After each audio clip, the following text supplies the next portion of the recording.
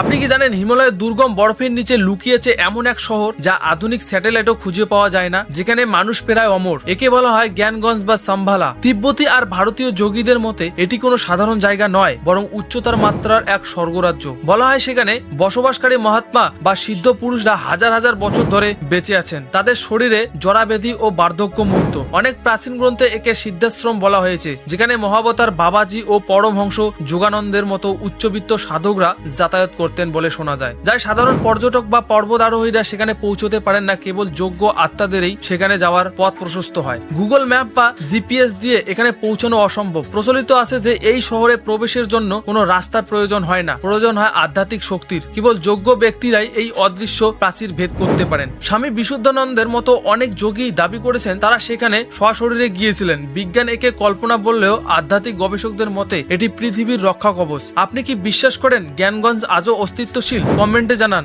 আর এরকম রহস্যময় ভিডিও পেতে চ্যানেলটি সাবস্ক্রাইব করুন আর একটু লাইক করুন।